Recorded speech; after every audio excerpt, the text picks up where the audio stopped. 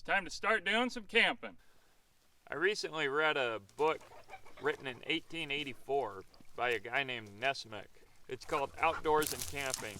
In one of his chapters, he says this: with a large majority of prospective tourists and outers, camping out is a leading factor in the summer vacation. The phrase roughing it is always popping up pertaining to a vacation in the woods. I dislike the phrase. We do not go to the green woods and crystal waters to rough it.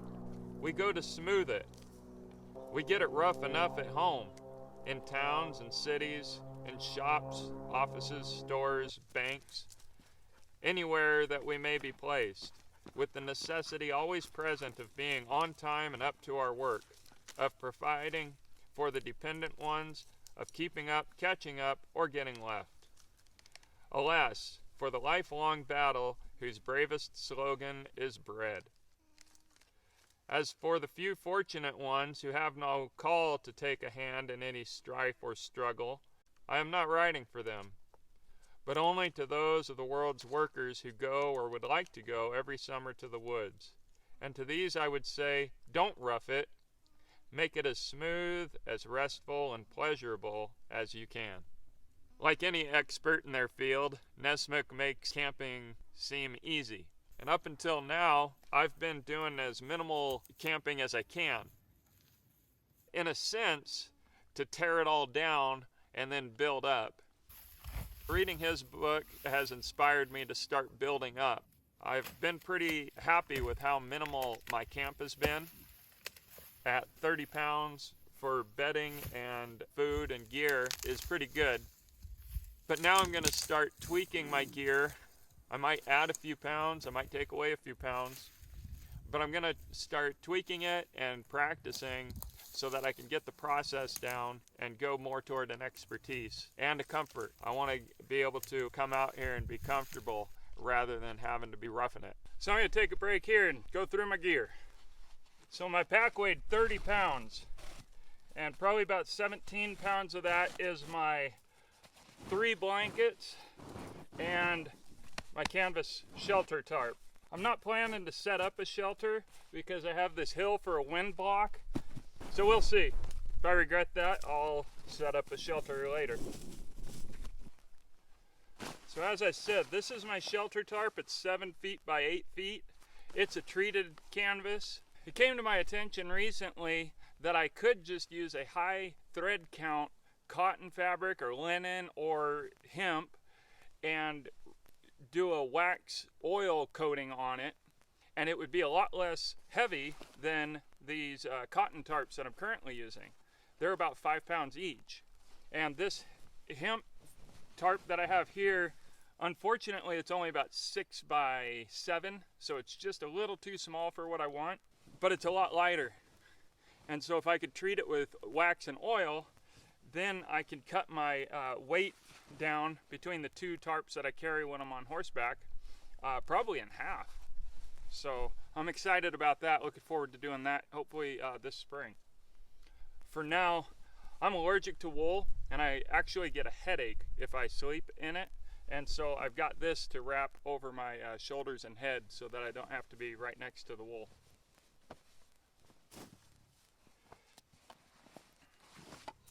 And as I stated, I've got 3 wool blankets for my bedding.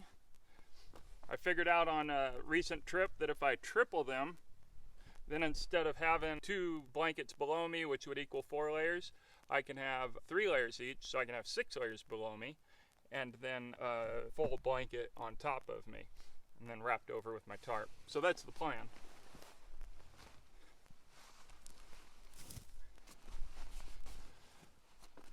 Since it's still cold, it's February right now, I've brought some wool mittens that I'll probably sleep in anyway, and my alpaca wool hat. My hands are a little tougher, so the wool doesn't mess with them. I brought a fresh onion, but forgot it, so I put it in later. This is my mixing and cooking pot. This is my string for setting up my tarp if I need it. Since I'm low on trees around here. I brought a couple of stakes that I made on a previous trip, but like I said, I'm probably not going to use them. My sheet iron pan, my teapot,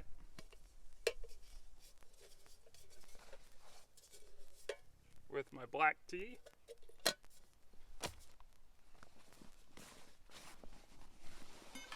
and my food bag made from that hemp tarp I was just showing you.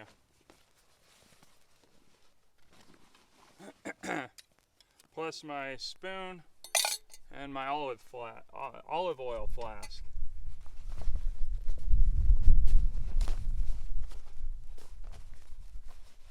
So as I said, I could have just packed that directly into the blanket and the tarp, but for now I chose to use that. I guess I could stuff this and use it for a pillow. Now for food, I wanted to carry more than just for an overnight trip, because this is a practice run to really get a feel for my gear and how much weight I'm carrying. And so instead I packed food. I probably have about 4 days worth. If it were an emergency, I could probably stretch it out for, no, I take that back. I've got about 3 days worth. If I really needed to stretch it, I could probably do 4. But this is vegetables and basil, dried vegetables. This is dried olives that a friend grew and gave me. They're great for seasoning. Did I say olives? Dried mushrooms. I don't know what I said. Just in case. They're dried mushrooms. I don't like olives. This is dried meat. Uh-oh. There's powder everywhere. Oh, that's a little more dried meat. I forgot I didn't combine those. My biscuit making ingredients. Oh, that's rice. And now my biscuit making ingredients, which some of it spilled.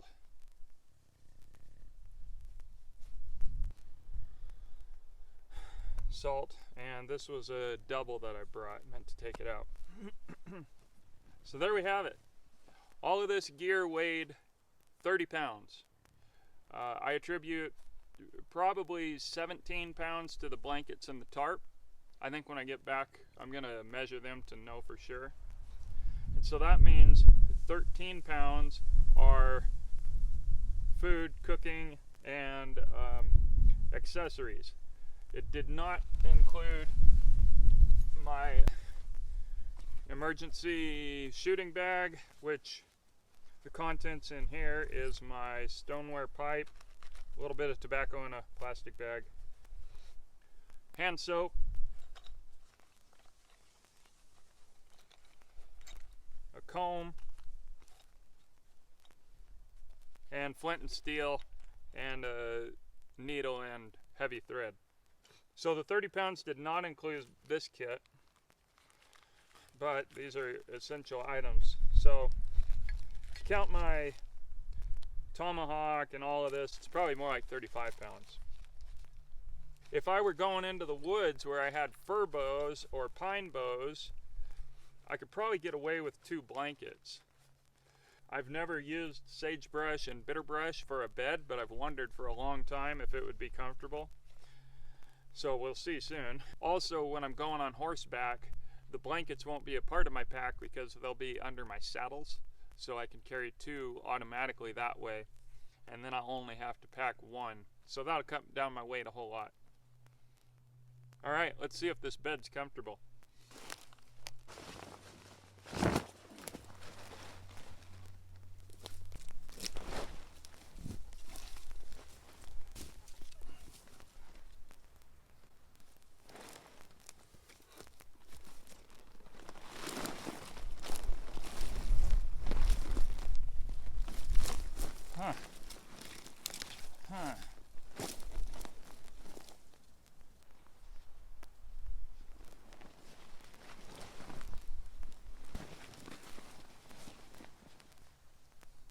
Well, temps are only supposed to get into the low 30s. I think this would be great if I just stayed in this position all night long. That's not very likely. I'm going to think this one over a little bit.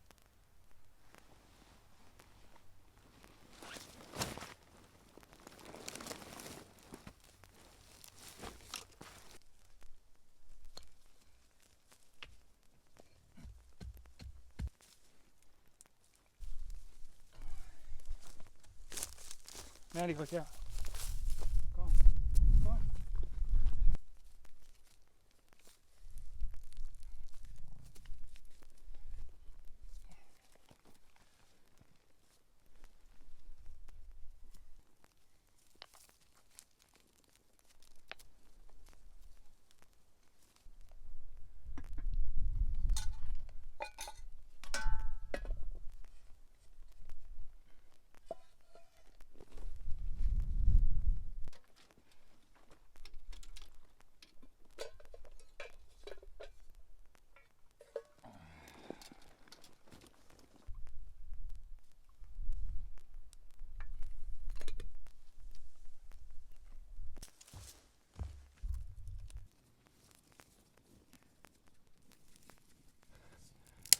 So I have a pretty well organized camp, and I might be tweaking the process as I practice more and more.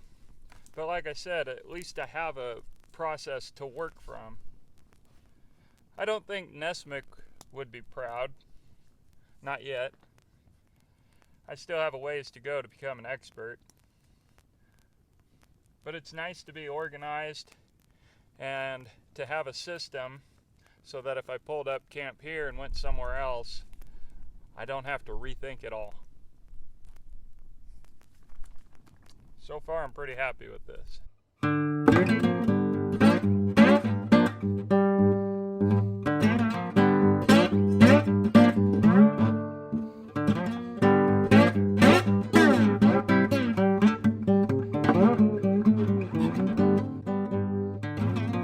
Well, my journey toward comfortable camping and not roughing it has only begun. Last night, my bedding that I laid down, the roughage that I picked, I think it worked. It was probably better than not having it. I could have used more.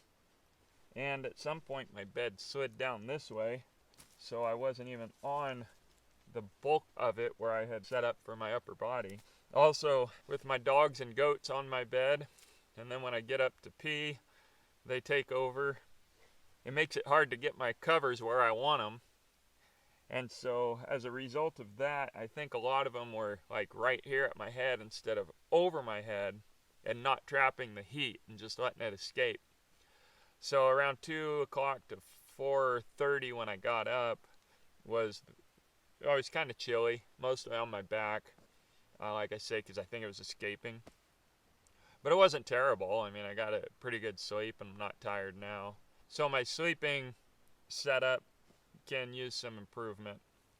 For breakfast, for the first time, I tried using sodium bicarbonate, which is the precursor to baking powder, which is also, sodium bicarbonate is just baking soda. If I remember right, baking powder was invented in the 60s somewhere in Europe.